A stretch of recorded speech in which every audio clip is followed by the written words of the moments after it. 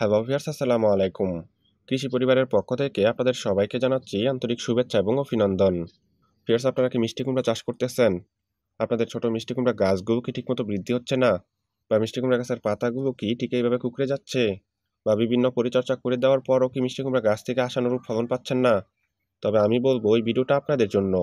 কেননা আজকে আমি আপনাদেরকে জানাবো কি কি পরিচর্যা করলে মিষ্টি কুমড়া গাছগুলো টাটকা, সতেজ এবং রোগমুক্ত থাকবে। সেই সাথে সাথে মিষ্টি কুমড়ার বাম্পার একটা ফলন ধরবে। তবে চলুন ভিউয়ার্স, মূল ভিডিওতে চলে যাই।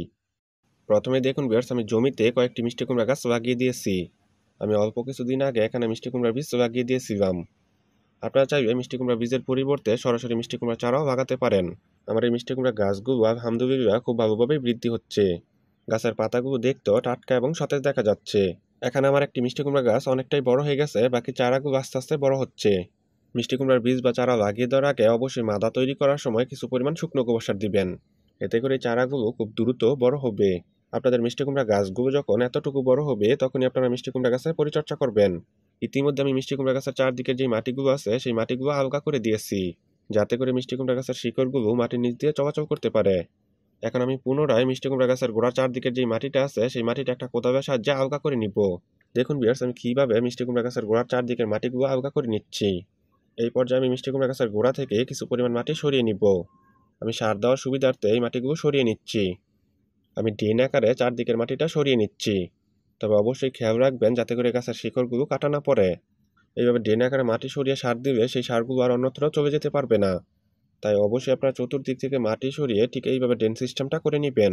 মাটিগুলো সরিয়ে নেওয়ার পর এই পর্যায়ে আমি দিয়ে দিচ্ছি কিছু পরিমাণ টিএসপি সার। এখানে আমি 10 থেকে 12 গ্রামের মতন টিএসপি সারটা দিয়ে দিচ্ছি। এই টিএসপি সার গাছকে দ্রুত বৃদ্ধি করতে সাহায্য করে, সেই সাথে সাথে একটা নির্দিষ্ট সময়ের ভিতরে ফলন আনতেও সাহায্য করে। অবশ্যই টিএসপি সারটা গাছের গোড়া থেকে একটু দূর দিয়ে দিবেন। কোনো অবস্থাতেই গাছের গোড়াতে এই টিএসপি সারগুলো দেওয়া যাবে না। এই টিএসপি সারগুলো আপনারা গাছে 15 থেকে 20 দিন পর পর দিয়ে দিবেন। এতে করে আপনাদের গাছে একটা নির্দিষ্ট সময়ের ভিতরে ফলনটা নিশ্চিত হবে। টিএসপি সারটা দিয়ে দেওয়ার পর এখন আমি দিয়ে দিব কিছু পরিমাণ ডিমের খোসা। ডিমের খোসাগুলো আমি মিহি গুঁড়ো করে নিয়েছি। এইভাবে যদি আপনারা মিহি গুঁড়ো করে নেন তাহলে গাছে খুব দ্রুতই কাজ করবে। তাই অবশ্যই ভিউয়ার্স, আপনারা ঠিক এইভাবে মিহি গুঁড়ো করে নেবেন। কোন গাছে কতটুকু পরিমাণ ডিমের খোসা দিবেন সেটা অনেকটাই নির্ভর করবে গাছের বয়স এবং বৃদ্ধির উপর। আমি এখানে একটু বেশি পরিমাণ করে ডিমের খোসাটা দিয়ে দিব, কেননা ডিমের খোসা হচ্ছে জৈব সার। আর এই জৈব সার একটু বেশি পরিমাণ দিব তেমন কোনো অসুবিধা নেই। ডিমের খোসাটা দিয়ে দেওয়ার পর এখন আমি দিয়ে দিব কিছু পরিমাণ শুকনো গোবর সার। এই শুকনো গোবর সার অনেকটাই জৈব সারের কাজ করে। কাঁচা গোবর সারগুলো আমি জমিতে রেখে শুকিয়ে নিয়েছি। 15 থেকে 20 দিন কড়া রোদের মধ্যে কাঁচা গোবর সারগুলো রেখে দিয়েছিলাম। এতেই গোবর সারগুলো শুকিয়ে গেছে। শুকনো গোবর সারগুলো মিষ্টি কুমড়া গাছের গোড়া চারদিকে দিয়ে দিব। শুকনো গোবর সারগুলো গাছের গোড়াতেও দিতে পারেন। আপনারা 12 থেকে 15 দিন পর পর গাছের মধ্যে শুকনো গোবর সারটা দিয়ে দিবেন। এই শুকনো গোবর সার গাছকে টাটকা, সতেজ এবং রোগমুক্ত রাখে। সেই সাথে সাথে গাছের দ্রুত ফলন আনতেও সাহায্য করে।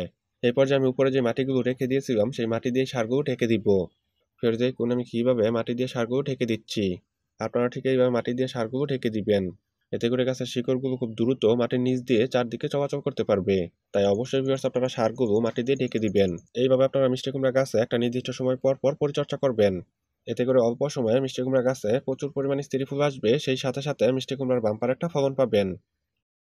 ফের দেখুন আমার এই মিষ্টি কুমড়া গাছের পাতা অনেকটাই কুঁকড়ে গেছে। মিষ্টি কুমড়া গাছের পাতাগুলো হলুদ হয়ে অনেকটাই কুঁকড়ে গেছে। এইভাবে মিষ্টি কুমড়া গাছের পাতা কুঁকড়ে গেলে গাছের বৃদ্ধি অনেকটাই কমে যায়। কুঁকড়ে যাওয়া গাছ থেকে তেমন একটা ফলনও পাওয়া যায় না। মিষ্টি কুমড়া গাছটা অনেকটা জীর্ণ শীর্ণ হয়ে যায়। তাই অবশ্যই খেয়াল রাখতে হবে যাতে করে মিষ্টি কুমড়া গাছের পাতাগুলো ঠিক এইভাবে কুঁকড়ে না যায়।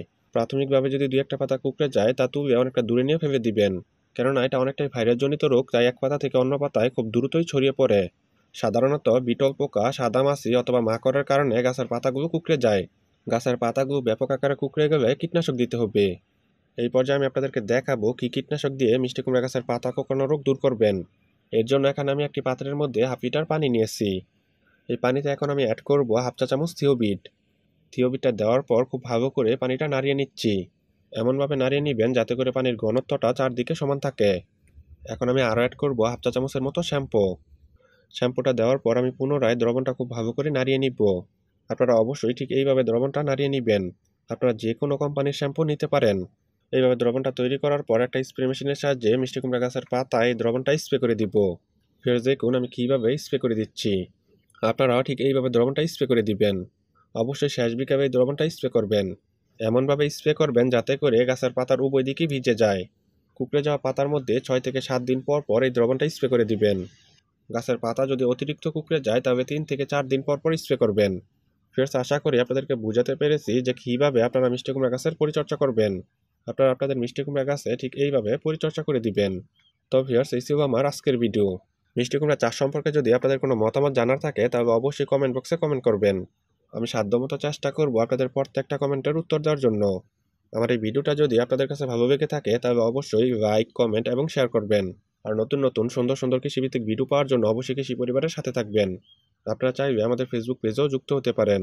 আমাদের ফেসবুক পেজের নাম হচ্ছে কৃষি পরিবার। সবাই ভালো থাকবেন, সুস্থ থাকবেন এই কামনা করে আজকের মতো বিদায় নিচ্ছি। দেখা হয়ে যাবে আগামী কোনো নতুন ভিডিওতে। আসসালামু আলাইকুম।